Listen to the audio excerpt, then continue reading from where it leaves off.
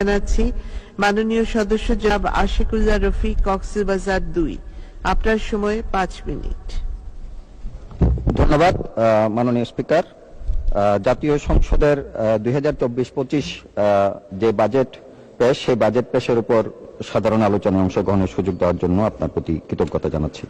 আমি আমার এই বাজেট আলোচনার শুরুতেই সর্বকালের সর্বশ্রেষ্ঠ বাঙালি জাতির জনক বঙ্গবন্ধু শেখ মুজিবুর রহমানের প্রতি গভীর শ্রদ্ধা জানাচ্ছি। একই সাথে 15ই আগস্টের নিহত বেগম মুজিব, তার 3 পুত্র সন্তান সহ নিহত সকল শহীদদের প্রতি গভীর শ্রদ্ধা জানাচ্ছি।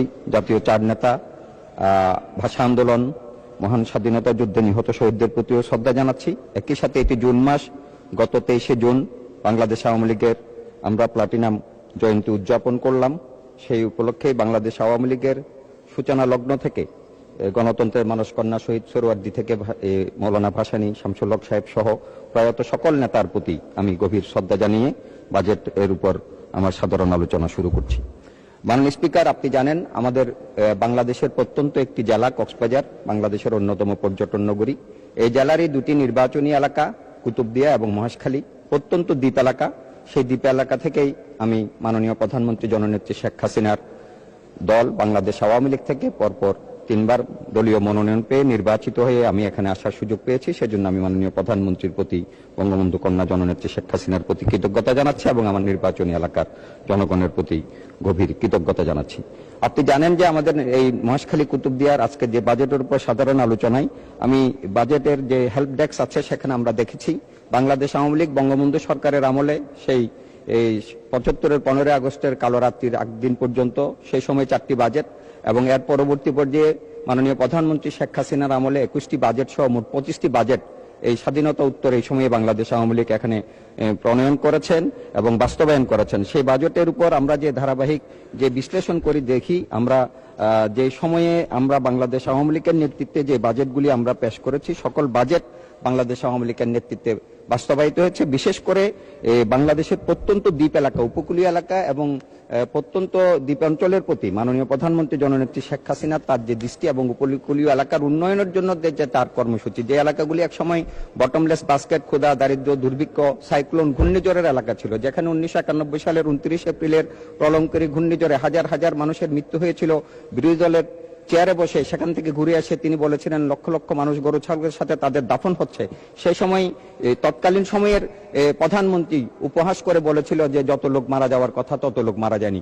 আজকের প্রধানমন্ত্রী বঙ্গবন্ধু তনয়া জননেত্রী শেখ হাসিনা তখন বিরোধী দলের চেয়ার থেকে বলেছিলেন যে কত লোক মারা গেলে তত লোক হবে। সেরকম একটা পরিস্থিতি থেকে আজকে বাংলাদেশকে ক্ষুধা, দারিদ্র্য মুক্ত, বিশেষ করে মানুষের যে মৌলিক অধিকার অন্ন, বস্ত্র, বাসস্থান, শিক্ষা, চিকিৎসা এগুলি মানুষের দ্বার প্রান্তে পৌঁছিয়ে দেওয়ার জন্য যেই জলবায়ু ঝুঁকির পরিবর্তনের যে এলাকা ছিল আমাদের কুতুবদিয়া, মহেশখালী, মাতারবাড়ি, ধলঘাট এলাকা, যেখানে মাননীয় প্রধানমন্ত্রী বারবার ছুটে গিয়েছেন মানুষের দুর্ভোগে, সেখানে আজকে তিনি উন্নয়নের ছোঁয়ায় নিয়ে গেছেন। আমি এই প্রসঙ্গে একটি উদাহরণ টেনে বলতে চাই। গত 11ই নভেম্বর মাননীয় প্রধানমন্ত্রী কক্সবাজার রেললাইন উদ্বোধনের জন্য কক্সবাজার তিনি গিয়েছিলেন। সেই সময় তার সেই প্রোগ্রামে আমাদের মহেশখালীতে জনসভা এবং মাতারবাড়ি গভীর সমুদ্র বন্দর এবং মাতারবাড়ি বিদ্যুৎ প্রকল্পের উদ্বোধনের কর্মসূচি ছিল। সেই সময়ের কথা যদি আমরা বলি, সেই ব্রিটিশ পিরিয়ডে রেললাইনের সমীক্ষা করা হয়েছিল। সেই ব্রিটিশ গেল, পাকিস্তান গেল, বাংলাদেশের জেনারেলদের দুঃশাসন গেল, বেগম খালেদা জিয়ার লুটেরা শাসন গেছে, কেউ আমাদেরকে কক্সবাজারে রেললাইন দিতে পারে নাই, পর্যটন শিল্পের উন্নয়নের জন্য কোনো কাজ করতে পারে নাই। সেটিও স্বাধীনতার জনক বঙ্গবন্ধু তার কন্যা শেখ হাসিনাই তিনি আমাদের কক্সবাজারকে রেললাইন দিয়ে গেছেন এবং সেটিকে দ্বিতীয় ফেজে তিনি মাতারবাড়ি পর্যন্ত নিয়ে গিয়ে আমাদের মাতারবাড়ি গভীর সমুদ্র বন্দরের সাথে সেটিকে কানেক্টেড করবেন সেই ঘোষণা তিনি সেই মাতারবাড়ির জনসভায় দিয়েছেন। যে মাতারবাড়িতে তিনি 95 সালের 29 এপ্রিলের 91 সালের 29 এপ্রিলের ক্ষতিগ্রস্ত মানুষগুলি থেকে দেখার জন্য 95 সালে সেখানে গিয়েছিলেন। সেখানকার মানুষ, নারী পুরুষ ঘরে ছিল না, তারা ছুটে এসেছিল বঙ্গবন্ধুর কন্যা শেখ হাসিনাকে দেখার জন্য। তিনি সেই মাতারবাড়ির জনসভায় তিনি সেই 95 সালে বলেছিলেন এটি আমার দ্বিতীয় মায়ের বাড়ি, দ্বিতীয় টুঙ্গিপাড়া। আর তিনি যখন গত 11ই নভেম্বর 2023 সাল সেই মাতারবাড়ি গেছেন তখন তিনি বলছেন যে এটি আর টুঙ্গিপাড়া থাকবে না, এটি সিঙ্গাপুর হয়ে যাবে, এটি বাংলাদেশের মানুষের অর্থনৈতিক গেটওয়ে হিসেবে এই মহেশখালী বিবেচিত হবে, এই কক্সবাজার জেলা বিবেচিত হবে, এই মাতারবাড়ি বিবেচিত হবে। সেভাবে আজকে বাংলাদেশে বাজেট বাস্তবায়ন সহ সামগ্রিক উন্নয়নের জন্য মাননীয় প্রধানমন্ত্রী বঙ্গবন্ধুর কন্যা তিনি বাংলাদেশের জনগণের প্রত্যন্ত এলাকার জন্য তিনি কাজ করছেন।